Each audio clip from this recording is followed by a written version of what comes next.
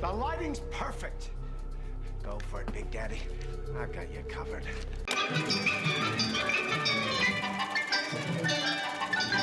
I'll show you how it's done.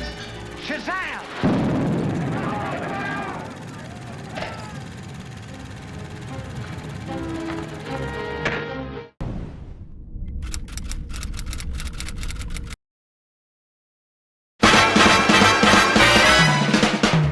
Hey YouTube, how you doing? Tyrell and Nick here. This is Underdeveloped, and we are gonna do a review for Spider-Man No Way Home. Spider-Man, way too many fucking characters, number 3.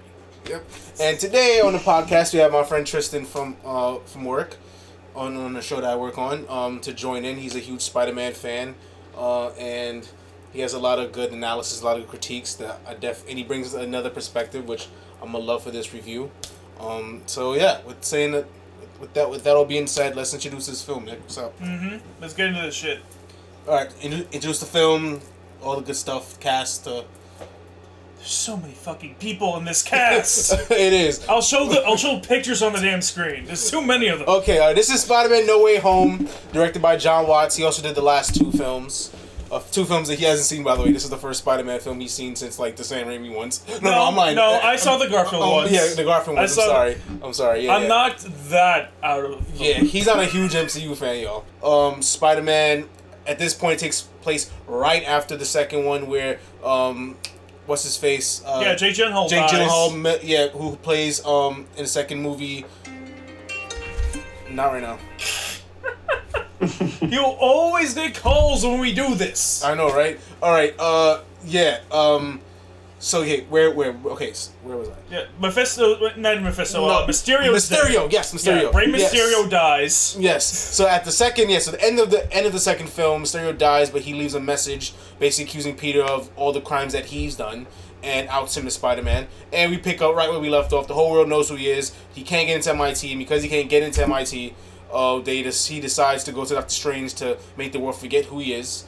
And with that spell, creates chaos and brings in a whole bunch of villains from all the other Spider-Man movies across the multiverse somehow. And of course the other Spider-Man, and then they all fight to pretty much bring those villains back to where they need to be.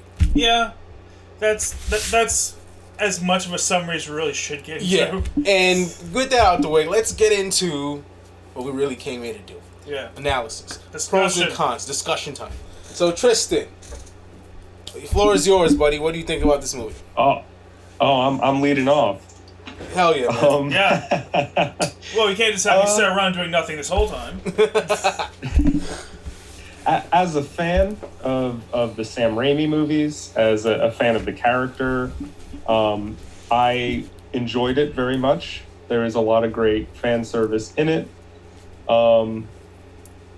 It's a mess. It's as a movie, like it's just a mess. It's not really any way around that. I don't know. I have deeper thoughts about it that I will get to, but at its surface, like I had a good time. I didn't leave the theater offended the way I did after Amazing Spider-Man 2. I haven't really enjoyed either of the MCU Spider-Man movies either, and I did like this one, so,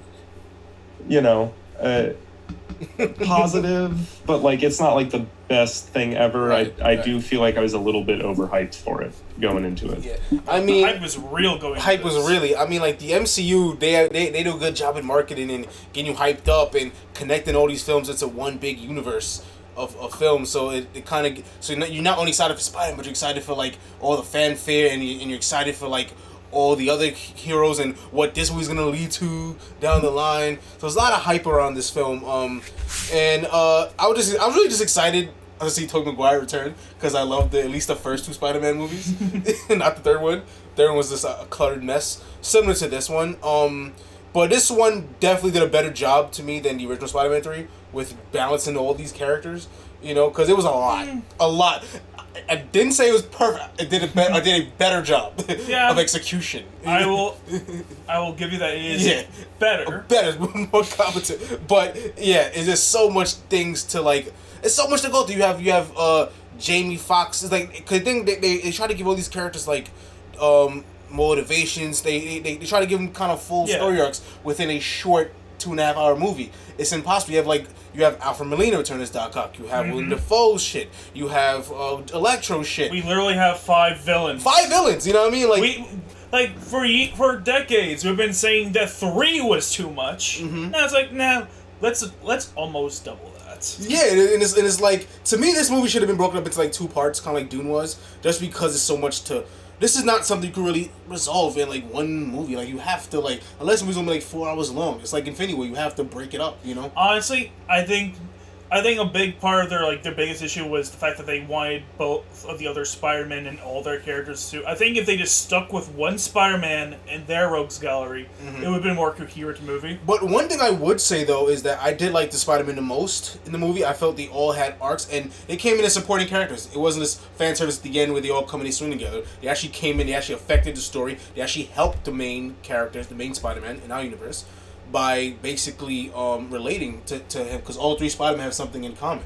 Tremendous loss. You know what I mean? Like, they lose everybody they love, pretty much. You know, and Spider-Man has always been a character defined by tragedy. Exactly. You know what I mean? And that really showed in this movie, the way they related, and the chemistry between them was just amazing. Yeah, too bad they didn't show up until 90 minutes into the damn movie. But with that little bit of time, they did do an effective job of making their presence felt. You know what I mean? I think Tobey Maguire came in a little more jokier because we're in the MCU, and of course we kind of barged comedy onto everything, you know what I mean, instead of just focusing on the story. Yeah. Because the MCU is so unsubtle that even the really comic booky Sam Raimi movie seems subtle by comparison. Exactly. You know what I'm saying?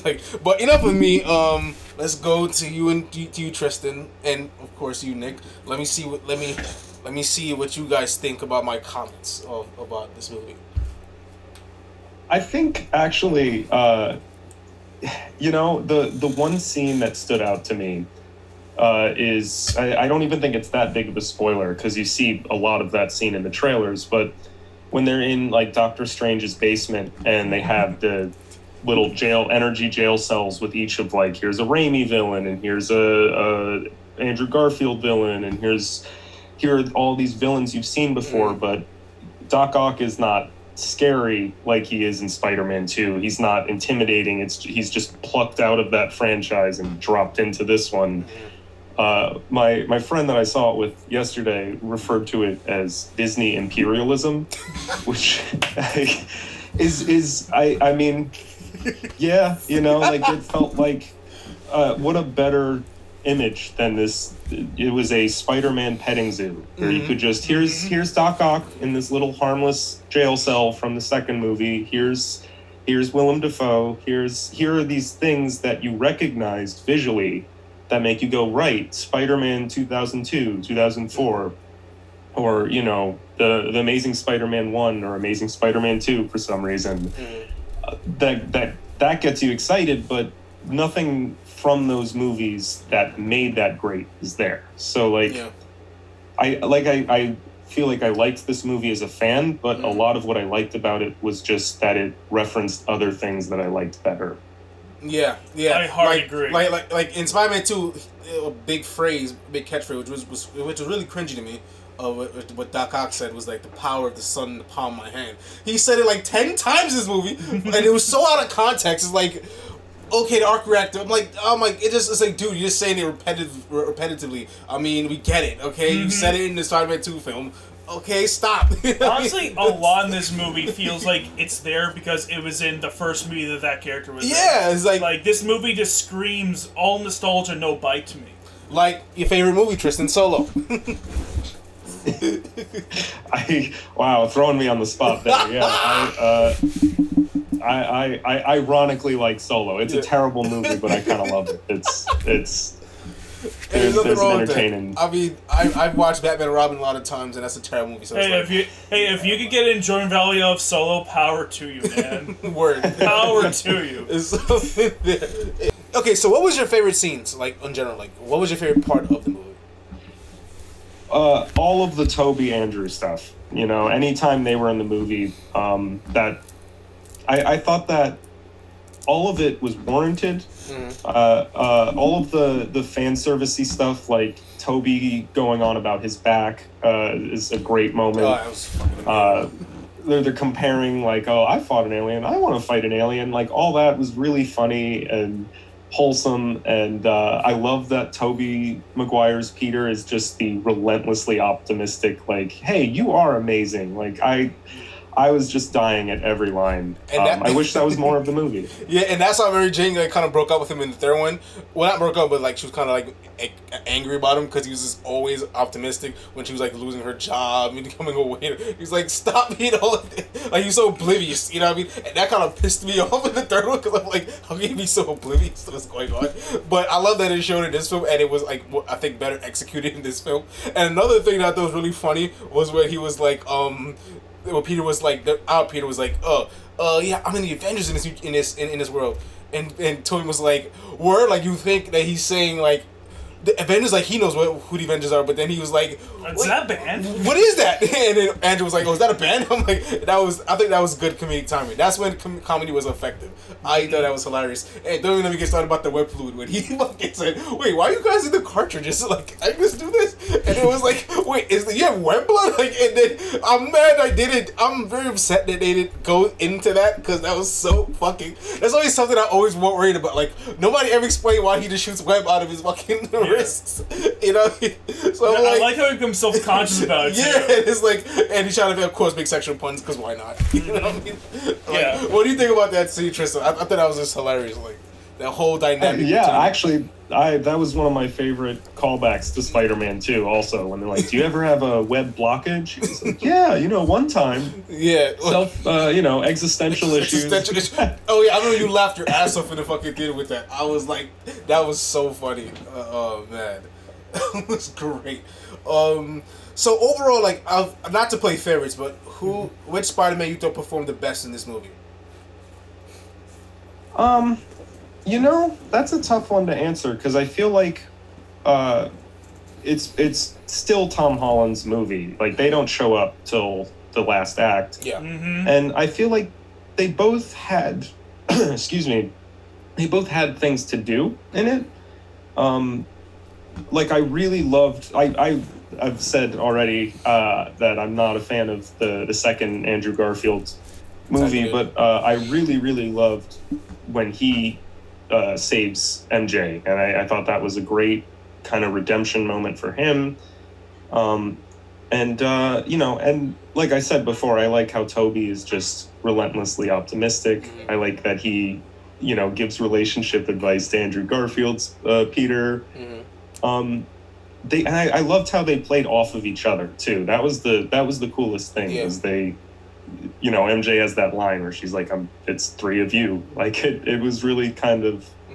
That was the most exciting and engaging the movie was. So it's hard for me to pick which one was my favorite. I think we were saying like that scene. We want to see like 20 more minutes of that because it was just so good, and it's very meta, and I love that. It was like it's calling back to all three of their movies, and it's like how ridiculous this universe is with all the magic, and I thought that was just like I thought that was great. I wish we just see more of that. I thought Andrew really did well. I thought Andrew did. Andrew was never really a bad Spider-Man to me. I just thought he was in bad movies. Even though I thought his Peter Parker in the Amazing Spider-Man was a little too cool for me. I do like Tobey Maguire's more bumbliness, and optimism is how you said.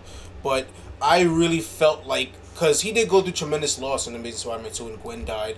And I love the parallel with how he saved MJ and the look he had on his face, because that was a full arc. Like he had a moment of like what's the word I'm looking for, not really redemption, but like I know redemption. Like more of like finality. I don't know, but like basically he was able to rectify at least like he was able to at least save MJ. You know what I mean? Even though he couldn't save the woman that he loved. Yeah, it is very much a sign of growth. Yeah, exactly. You know what I mean? Like he had that arc continued. Like I feel it's almost like a conclusion. You know what I mean? From to Amazing Spider-Man 2, because it wasn't resolute in Spider-Man 2. Like. You know what I mean? Like, because we went through loss and that was pretty much the end. You know what I mean? And he got back out there because of it, but it wasn't a real resoluteness because they were supposed to make a Spider-Man 3, but of course we didn't. So I love that. You know what I mean? Like he had an ending, so that really felt like a complete arc to me. You know what I mean? So I really related to that moment. I thought he acted beautifully. I thought he was funny. And I love the moment he was like, "I love you guys," because he is like the loneliest of the three. Because I'm like, he really has no friends. You know what I mean? He's got nobody. And his uncle died. His parents died. His little girl that he loved died after her father died and said, "Do not put her in the shit," and she still ended up dying anyways. So it's like he really had like the shit end of the stick. So you know what I mean? Like, and then hearing him, I remember when he said in the movie that he became more brutal. You know what I mean? Like because he stopped pulling his punches, because after she died he just started going off, and he's more focused onto his work. It's a shame we didn't see that. Yeah, it's a shame we didn't see that, but we told that. But at least in the performance, I really felt that. You know what I mean? I wanted to know more, and that's why I think what really killed this movie was just you have too much characters, so much story to cover, so much different subplots to cover within like 2 hours and 20 minutes. Like, you can't really do that. You know what I mean? That's what happened with BVS. That's why BVS sucked. That's why Spider-Man 3 sucked. That's why Amazing Spider-Man 2 sucked, and among other things. You know what I mean? Like, choice ideas with characters also played into that, and I just felt like this movie suffered from what a lot of Spider-Man movies suffer from, clutterness. But this was still by far, in my opinion, the better ones of the last two, because at least at the very end, because the first one two was good, but it was okay. This one wasn't perfect, it was cluttered, but at least it kept me engaged, and it really captured the core essence of who Spider-Man was after he lost May. Like, I felt at the ending, and especially at the very, very ending, he kind of became like a Tobey Maguire Spider-Man or like a Andrew Garfield Spider-Man. I felt he morphed into like what we know as Spider-Man from like the comics and stuff like that the most. So that's why I think this film is a little bit better. And of course William Dafoe did his thing. Like, what did you guys think of William Dafoe? Willem Dafoe is like, the thing is like, of all the villains, like, they bothered to bring in 5 villains, but only 3 really stand out. Of course, one of them is Willem Dafoe is the Green Goblin. Like, he brings his like chaotic energy back, but I don't know. It just feels like kind of half-assed and random whenever he suddenly switches personalities.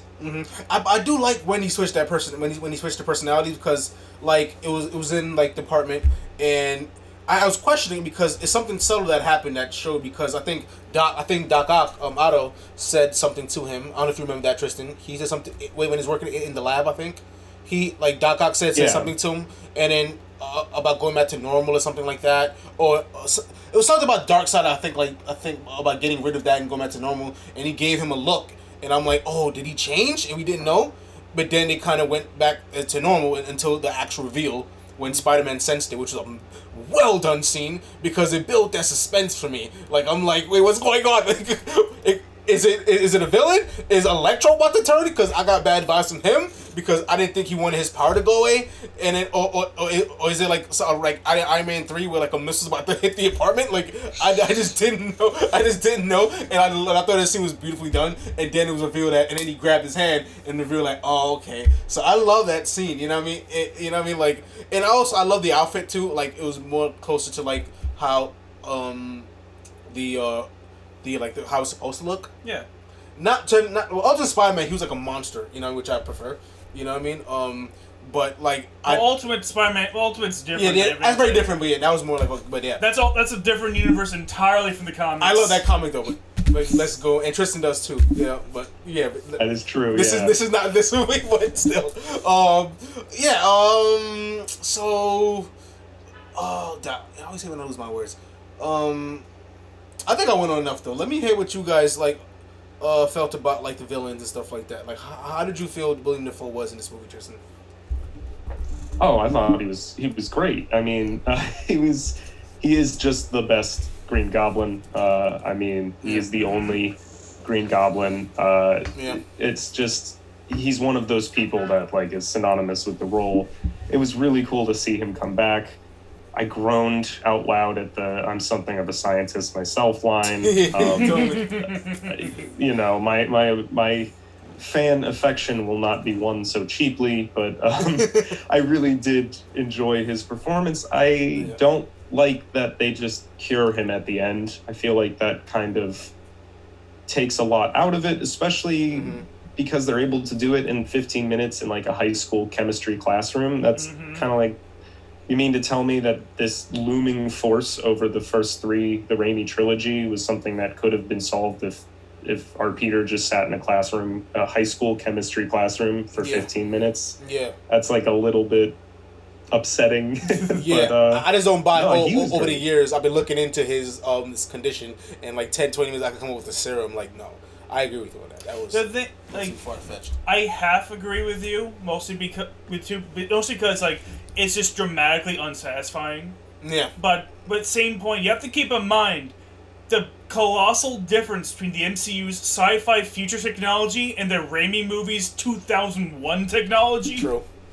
Big difference. It is a huge difference. We do live in a world where Iron Man and all this extra shit is out there. So, yeah, I guess. But then Toby will still have to learn. Like, I guess he has the formulas and he can apply it to the technology. Yeah, I imagine if Toby like grew up in the MCU, of course he would be able to come up with that kind of thing too. Yeah. But he didn't. He grew up at a time right after 9/11 happened. True. When cell phones were a thing. And how come none of the Raimi characters question smartphones at all? Like... remember, like, doesn't know what a fucking iPhone is. Very true, very true. But one thing, like, I guess what...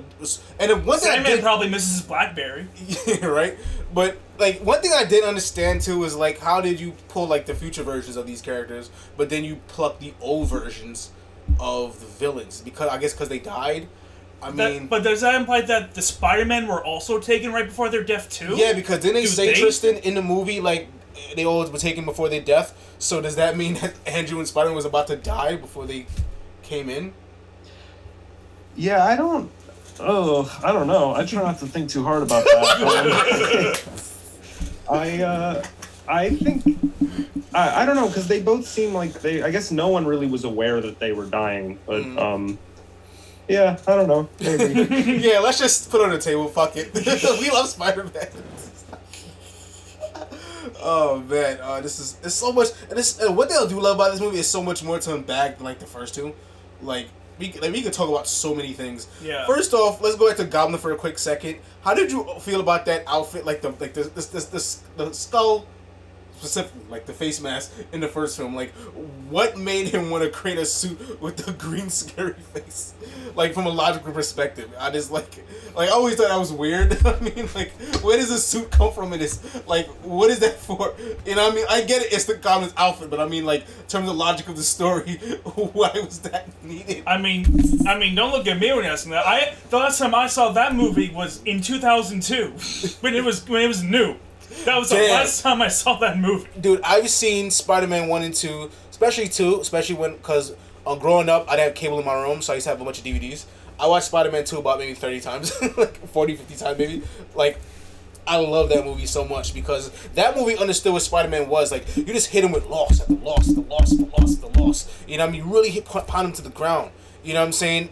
Just to build him back up in, like, the most beautiful way. You know what I mean? Like, in the most natural way. And I hated it at first because I'm like, Spidey's just losing everything. But then that really made him a stronger character. And then it had one of my favorite sequences with the raindrops keep falling on my head. Like I thought, like, and then in the stop motion, like in the freeze frame at the end, I thought when he's walking past, I thought it was wonderful, man. I love that movie. Like I assume it's your guys' favorite Spider movie. I thought it was like the best. You know what I mean? Like in my opinion. I guess it would have to be my favorite. By default? I don't really have strong opinions about any of them. So, like, I guess it's the best. It's the one that makes the most coherent sense from what I remember. But again, I haven't seen that one since 2004 when that was... Did you literally have seen all of it was when it came out and that was it? Yes. Well, no, I watched all of the... Yeah. I watched the first 5 Spider-Man movie exactly once in the theater when they came out. That is literally my... And that's literally all my interaction with Spider-Man outside of, like, comics and video games and crap. Copy that. That's fair. Me and Tristan slightly disagree. I know, Tristan, you're a big fan of Spider-Man. So can we talk about, like, your love of Spidey real quick, like, overall? If you can. Sure. Yeah. I love the Sam Raimi movies. I think all 3 of them are great. I think 3 is significantly less good than 1 and 2. It is the weakest of the 3 by far. Mm-hmm. But I don't think it's as bad as it is remembered for being. I think if it was released today, it would be more well received than a lot of movies. There's a character to them, to all three of them, and I think that ties into what you were saying about Willem Dafoe's helmet and how they get rid of that pretty early on. It does look just silly, it's there's an inherent silliness to grown men dressing up in brightly colored tights or green armor and flying around punching each other. But the Raimi movies embrace that in such a loving way. And they're, Raimi just is so good at doing horror movies in general. He really makes the Green Goblin terrifying. And I mean, just the way there's shots from that movie that are burned into my brain of when Willem Dafoe is choking Spider-Man up against a wall, and you can see his face and his mouth moving through the mask.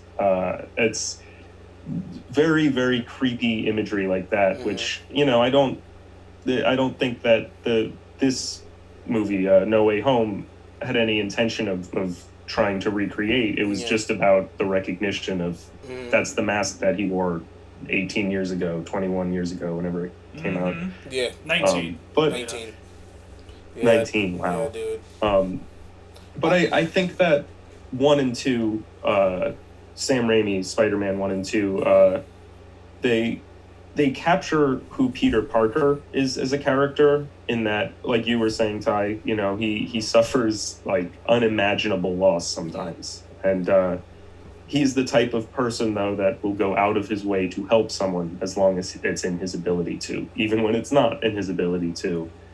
And that is, the noble characteristic of him. And I think that it's also it's something relatable about him. There's a relatable quality to those movies. The second one is about Peter and his aunt trying to keep their house from going into foreclosure and the bank taking it from them after Uncle Ben's death. There's very human conflicts at the core of that movie, and that's the character of Peter too. Is he can stick to walls and he can swing around and fight bad guys, but he's still a college dude trying to make rent, or a really poor guy trying to make rent and trying to get that photo assignment into the Daily Bugle. Like, very human conflicts that he faces that are relatable to any person.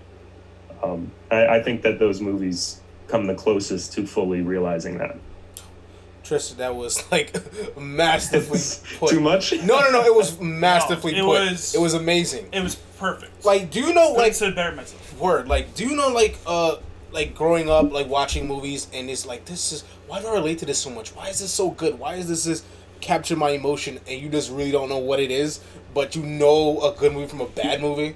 It's like that, because you just brought up stuff that's like, oh yeah, why didn't I think of that? No, like, this is that's why this movie was so personal to me, because as you said, like, this is a character that's defined by loss, but he's also a normal student. Like, he's not a super tech billionaire or a scientist that got affected by gamma radiation, turned into a big rage monster. This is a dude that's trying to make rent. He's trying to balance different jobs to make rent in New York City. He has no father figure in his life, so he has to take care of his aunt. The aunt is going through problems. He said bank foreclosure, and all these human elements are the reason why Peter couldn't balance life as a superhero.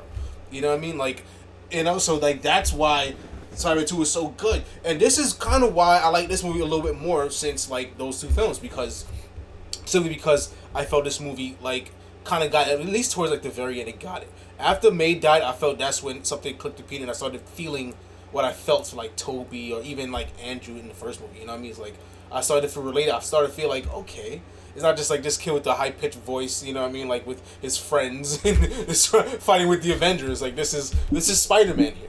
You know what I mean? Like, and I love that. I love it. And I love the suit, by the way. Not to go to, of course. I love the suit at the very, very end. You know, I felt it was a little too cartoonish looking, but I loved it because I felt that, they went with the classic red and blue. I love that. You know what I mean? Like, but my thing, I guess, because nobody knows he's Peter Parker, he doesn't have access to the same technology, so he's kind of fighting like blind.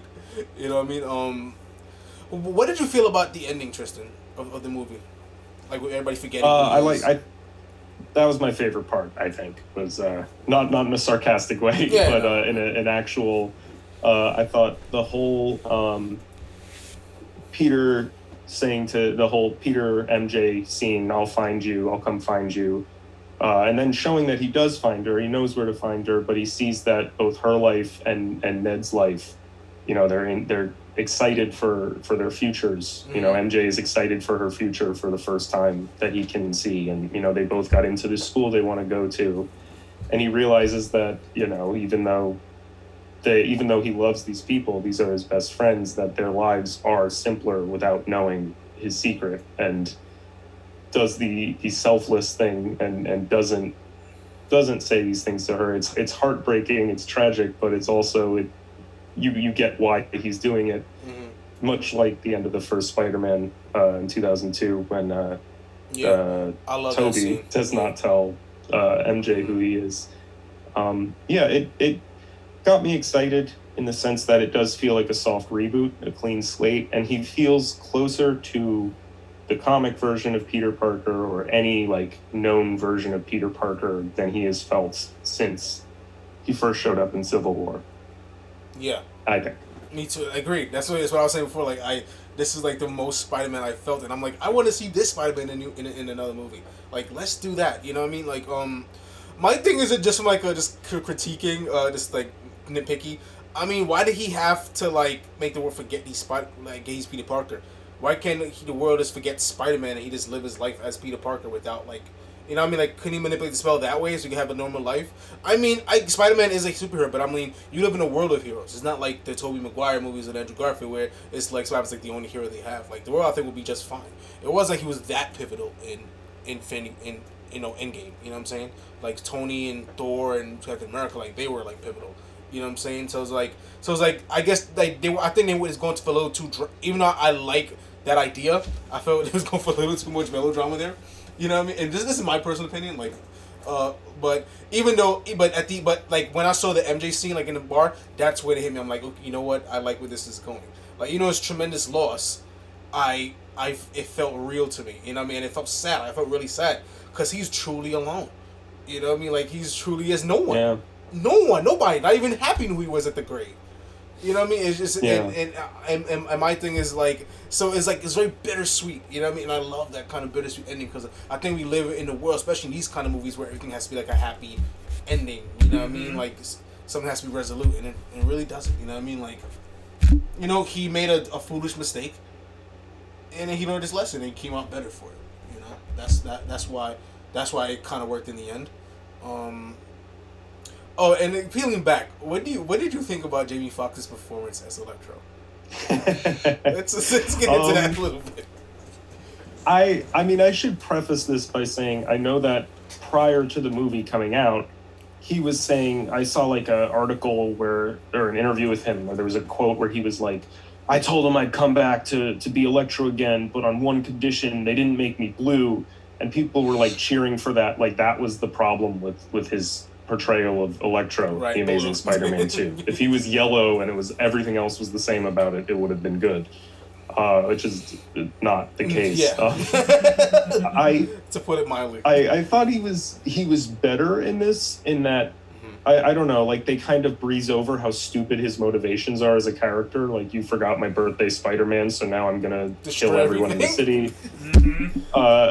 You know, but like I like that little moment of reconciliation between him and Andrew, and what was the one exchange he had with Sandman, or he's like, you got to be careful where you fall. Like, he had a couple lines that tickled me. I thought he was better than he was in Amazing Spider-Man 2, but I do feel he was just playing Jamie Foxx. He was just being very charismatic. Yeah, exactly, Tristan. He like this man, and you too. Like, how did you feel about it? The thing is like there's one part in particular that kind of bugs me the more I think about it. Like, it's something that when I first saw it, I'm like, oh, that's a funny little thing he says. But then but after a while, I just started really thinking about it. I'm like, you know what, this really doesn't make any sense, because like here's this line where he says, where he looks at Andrew Garfield's like, oh man, I thought you were black or something.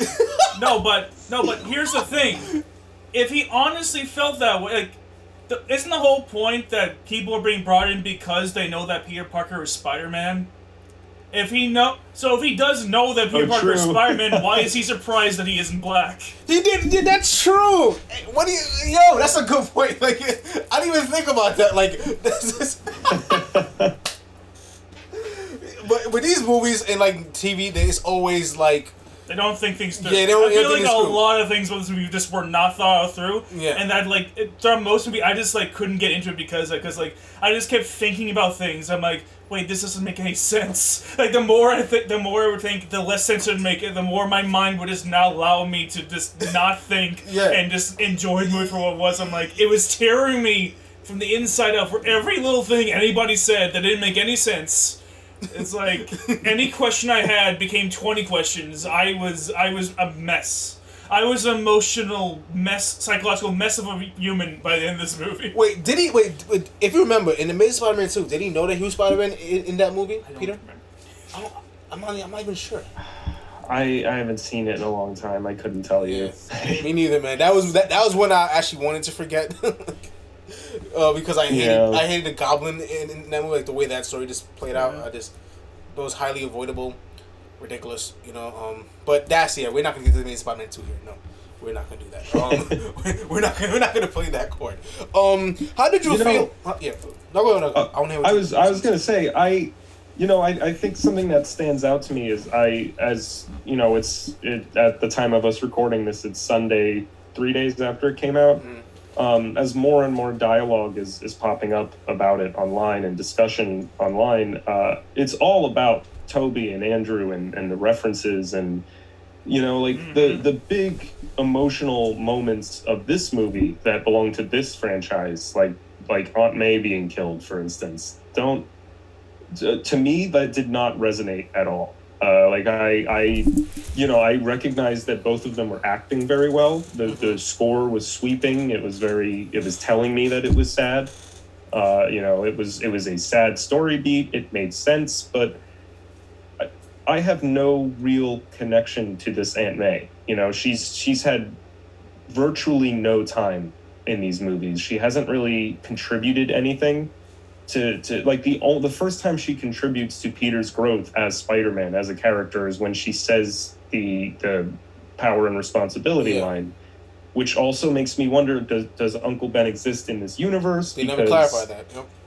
He doesn't seem to, Uncle Ben, the term doesn't seem to register anything to Tom Holland. When the other Spider-Men say it to him, I'm getting off topic with that. That they was were just like one of those ambiguity things there, I think, because they didn't know if they want to do that. But I mean, there is no Spider-Man without Uncle Ben. I mean, you can't do that. That's one thing that pissed me off. But I get it. It was like he's really Spider-Man at this point, so I assume because he's Spider-Man at this point, Uncle Ben is not there. But I would have loved some kind of callback, especially since the two Spider-Mans were there for them to relate to. Like it was just a lot of like unknown. Honestly, I feel like this movie really points out just how strange the MCU is. At least to somebody like me, where I grew up with comics and crap. So so to me, like the whole notion that Oscorp does not exist, that the X-Men aren't there, that fucking Magneto, Wolverine, they're not on the Fantastic Four, they're not around, but somehow Happy Hogan and Shang-Chi are, is strange. It's like, these are like very obscure characters. Well, they're planning on doing the Fantastic Four, so they are gonna. I know there are plans. Yeah. I know there's always plans within plans to do stuff, but I know why the things are the way they are. Of course, Foxx. But that doesn't make it any less strange, at least from my perspective. Yeah, no, I totally agree. You know what I mean? Like, how can you have these characters, but then you forget such vital pieces of like New York City in the Marvel Universe, which is the Baxter Building, and you know what I mean, Fantastic Four. I mean, there's such a huge part. And if you're gonna do Galactus, you have to do Fantastic Four. Sorry to get loud. I'm just very excited. but you know, you have to have these guys. Yeah, like it'd be like if you saw a Justice League movie that had fucking that had Hawk and Dove, but not Batman. That's how weird it feels. Oh, get it over from the Titans. Their characters are in the Titans. They shove those characters into Titans? I think so, right? Yeah. Well, why? I don't know if you know much They're Justice League members. Why? And it's the guy who played Aquaman in Smallville that plays. I don't even remember who plays Aquaman in Smallville. It's been so long. Oh yeah, he also was in Blue Mountain State. I don't know if you saw that show. No. It was pretty hilarious. Yeah, but anyways, Off topic. What do you think about all the references in the movie that played a part in the final act? Like, for instance, when Andrew Garfield, I'm losing my mind. Toby. Like when Toby, when the glider was about to, when Tom Holland Spider-Man was about to impale, Goblin with the glider. How did you feel like, and Toby stopped him, like, and then the conversation between Toby and Otto Octavius, like, how did you feel, like, what did you, I thought those were really, like, powerful scenes, so what did you think about those scenes, and you? I thought they were very tastefully done. I thought, the scene specifically with Ock, like, I like that Ock is a good guy by the end of it, that it not to be like a, it has to keep with continuity, but it does kind of, at least it means something in the sense that, like, at least they're sticking true to what his character arc was. It's not just like, here's a version of the 2004 Alfred Molina Doc Ock that has no bearing or connection to his arc that he already completed. And I love that exchange that, he sees Peter and asks him how he is, and Peter says he's trying to do better. Like, great bit of fan service, great reference there. I enjoyed that. Like, that kind of stuff feels more earned and feels more, I am more appreciative of that than when Willem Dafoe looks into the camera and says, "I'm something of a scientist myself." Like, yeah, you really hate that line. That's just like, I felt the same way in Black Panther when Shuri turns to him and goes, "What are those?" Yeah, that was cringy. Like, oh my god. It's anytime the MCU is like, "Look, we have access to the internet too." I just kind of am like, cool, good guys, awesome. Like, I don't know, it's awkward. They pause the movie and wait for a laugh. Like a laugh track's supposed to come in. Like Disney's like Steve Buscemi walking up like, "How do you do, fellow kids?" Well, yeah, man. I think it's about that time. Let's get into overall consensus and grade of Spider-Man: No Way Home. Yeah, we do a GPA grade over here. So yeah, it's strange. It's out of 4. It's weird, but fuck it. Yeah, I just wanted to do something kind of cute, I guess. You know what I mean? Like how someone had letter grades. I just felt like I'm gonna do something unique. So we kind of give it based on like a from 1 to 4, from 0 to 4 on a GPA scale, like a grade. To get in college. Yeah. So we'll start your. So overall, your final thoughts and the grade that you're gonna give it, and why you think it deserves that. On a 0 to 4 scale. Yeah, it's like a 3 or 3.4 or 2.8. You know what I mean? Like pretty much like what would be a good grade in school? You know what I mean? What would be a good grade for this film? My overall final thoughts on it are that, as a fan, I had a great time.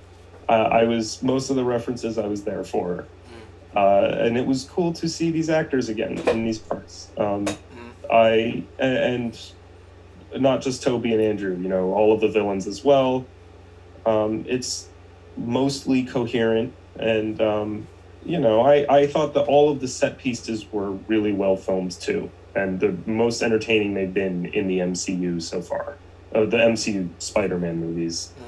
But all of the stuff I discussed, just about how it feels like a nostalgia machine. It feels like Disney imperialism. It feels like Disney is just soaking up franchises and then beating them down to, recognizable, like, here is Doc Ock, put in a little jail cell for you to go walk by and pet. There's a sadness to it that also, kind of took the forefront for me, largely because I don't feel that much connection to Tom Holland or his Spider-Man. And or that world that they've established. But all that being said, I think everyone did their best. I think it is the best one of these MCU movies we've seen. Probably a 3 is where I'm settling at. I enjoyed it. I can see how other people would love it. I can see how some people would hate it. I was just kind of above average for me. Okay. Is it great predicate on the fact that you like this a lot more than the other Spider-Mans? Like, is it weighted amongst that, or like solely stand out as its own film? Yeah, I mean, I think it's hard to,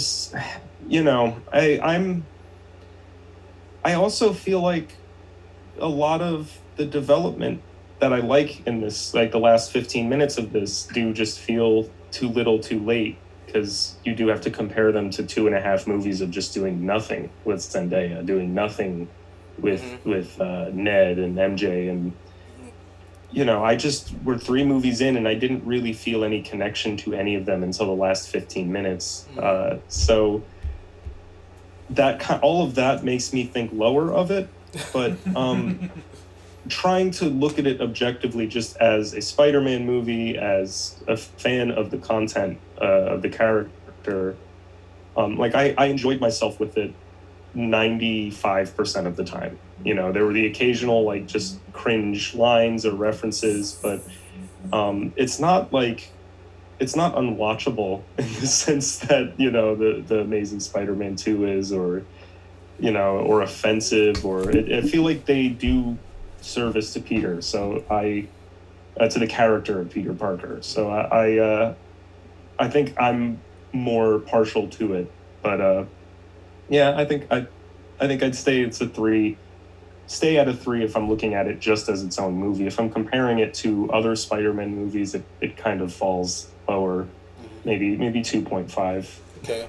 2.5 to 3. That's my final answer. And we didn't even mention the Spider-Verse in this, which I'm really upset about, because that was actually a really good movie as well. And I thought what they did better was that they focused on the Spider-Man than bringing up a ton of villains. I thought that made it less cluttered. I think they should have one big powerful villain, and then bring all the Spider-Man, send them to Spider-Verse. I thought that would have helped the movie. But yeah, my score is like when you said 3. When we said 3, I was literally thinking it like 5-10 seconds before you said. I'm like 3, because like it's not terrible. It's like good, kind of mediocre. You know what I mean? You can do better. That's the kind of, and that's why I think Dean's list is about 3.3, 3.4.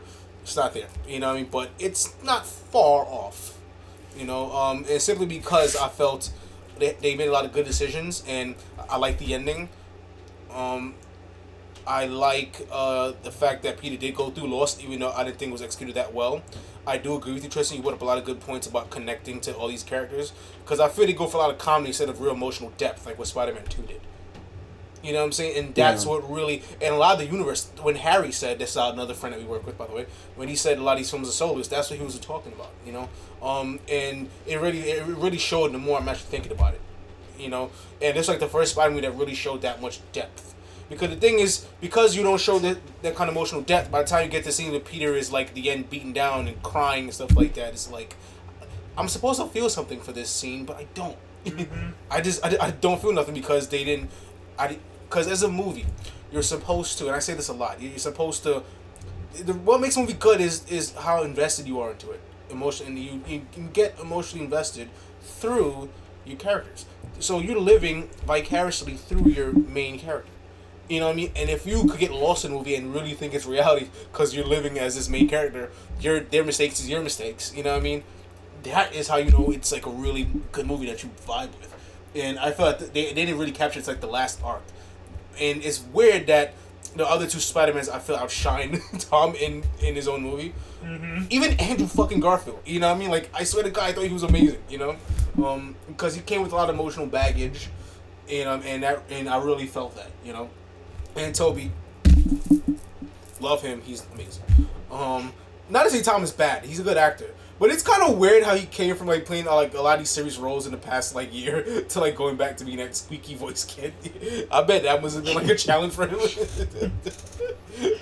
I should clarify it too. I think Tom does a great job as Peter Parker and as Spider-Man. I have no Tom Holland hate. Yeah, it's just I don't think the writing is there for the character. Like, I think he's giving it his all. Mm-hmm. I just don't think the writing is like he captured essence of like Spider-Man in high school, because the fact is that the other Spider-Man's a little older. They start off a little older than him.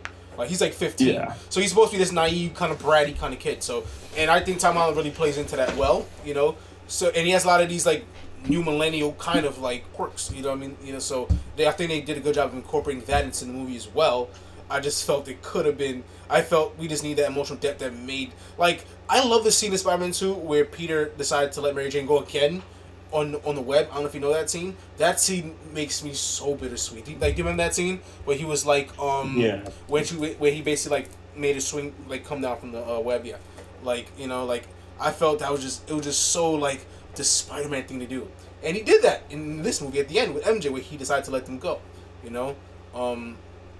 I thought that was amazing, and it seems like that, and Sam Raimi, like with the beautifully, like emotionally but scary scene where Doc Ock is waking up from the hospital bed, and he's like and the way they filmed that was so good, and it's so Sam Raimi-esque, you know what I mean? Like, and they didn't really bring any of that into, like, we've seen the MCU version of these characters, and they were just caricatures of themselves, which I hated. So that's why, like, it really diminished the film.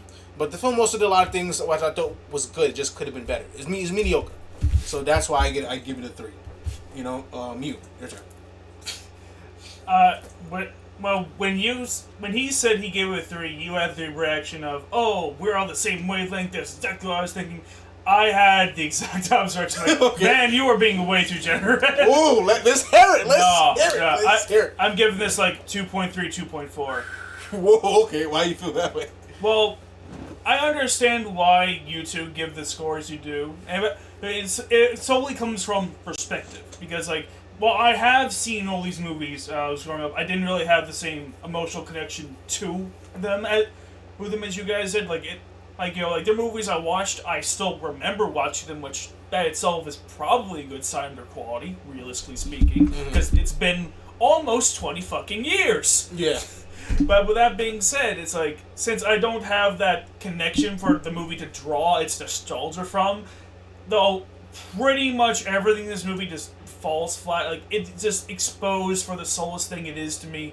I really struggled to get into it, and the more I thought about even the most basic plot points, less sense it made. Like, how does making a spell more specific that only relates to your own universe affect stuff that happens in other universes? If you're drawing people from other universes, then why are they also coming back in time? And how much time has really been passing? And if they go back, then does that mean that their movies change? Are the endings of Spider-Man 1, 2, and 3 not canon anymore? What is it? And also, why are only the characters that did show up come? Like, why isn't fucking James Franco or Topher Grace here? Well, James Franco, we know, like, there's been some occurrences, some issues. So I understand that, but it's still a lot. It's still a logical fallacy. It doesn't make sense in universe. He did die, but then also Doc Ock died. Everyone else died. They so why not bring him in? He knows he's Spider-Man. Why not bring him in? Well, I could justify this by saying that Doctor Strange did contain the spell. You know what I mean? So not all of them came out. But still.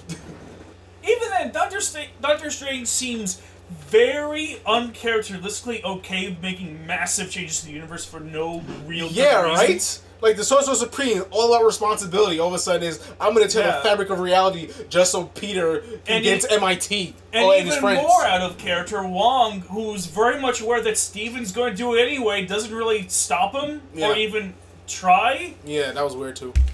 Like, so much bullshit happens just to make this movie possible. What a good Sorcerer Supreme Wong is to let him knowingly, you know what I mean? Like, that he's going to do something stupid, Yeah. And it never came back, realizing that he must have known that the fabric of reality was fucking falling between, you know what I mean? Like, come on. Like, you couldn't have missed that if you're the Sorcerer Supreme. I mean, you have a responsibility. Maybe you try to teach him a lesson, I don't know, but we're going to find out in the second one. With Doctor Strange's movie. Yeah, I know. By the way, we never spoke about this. I fucking love this scene where Peter and Doctor Strange were like kind of like Peter was like running away with the spell and trying to chase him, and he put it through the mirror dimension and the fucking astral plane, and he couldn't get it from him because of his reflexes. And you really got to see like the true like power and like brains of Peter Parker, because he was able to figure out, oh, this world is nothing but geometry, and he trapped him in his own world. I thought that whole scene was just visually stunning. It was like orgasmic, dude. I'm like, whoa, this is a fucking. I felt adventure. Because that's one thing I love about these. That's one thing I love about these movies, Tristan, is that like Nick, is that like you at least have spectacle. You know what I mean? And you could never get enough of spectacle, especially in 40X in the theater. Like, that's what kind of contributes to the cinematic experience. So if you can nail that, that is a big plus too. I don't know. For me personally, I feel like Spectacle only goes so far when you don't have any actual depth to Well, back that's it why I up. only got a 3. I mean, like, that's why we have a lot of issue with it, but that does contribute as well. I mean, it's about how you feel, you know what I mean? Film isn't entertainment at the end of the day, you know what I mean? Like, so if you could do that too, that also means something as well. Obviously, it doesn't beat out story. I'm not even gonna argue. Nobody's gonna argue with that, you know. But like that does. I love it, me personally. Yeah, As a it's fan of superhero movies, that's Spider-Man 2 is one of the movies that got me into wanting to make movies myself. So, you know. Honestly, I feel like if I didn't see these movies any of the older movies at all going into this, my exact reaction would be I would feel both too old and too young to see this movie at the same time. Yeah. That's exactly how I feel. And that's a good point. That's a good point. But yeah, dude. Alright, it's hot feet. It's 2:14. I gotta go. Yeah, I know. You're in a rush. Yeah. Hopefully, I can still go because I'm like I wasn't being technical for 2, but I told him 2:15. But anyways, thank you so much, Tristan. I appreciate it. I know you have things to do today as well. I hope you enjoyed your time. Thank you for having me. Oh, it's been great having you, man. I hope you had a good time too. You know what I mean? Like, and you know, maybe if another movie like this comes out, we can do something else again. You know, like hell yeah! I love the Spider-Verse 2. Spider-Verse 2. Oh hell yeah! Like this first one I actually enjoyed that movie. I'm so mad we actually didn't talk about it a little bit because that is one of the best Spider movies since like the originals in my opinion. But yeah, I mean like we definitely have more to talk about.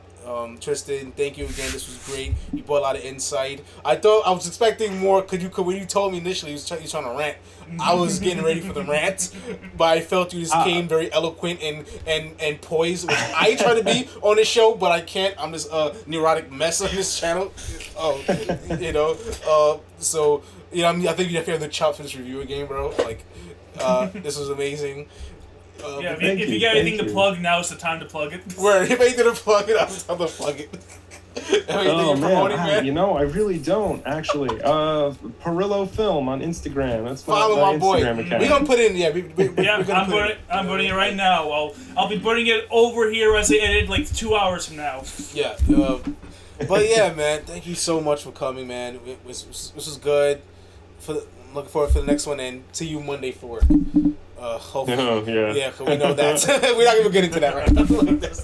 But yeah, bro. Alright. Enjoy the rest of the day, bro. I'm gonna see you. All right? Yeah. See you around, guys. Later. If I were a rich man, all day long I'd biddy biddy bum. If I were a wealthy man,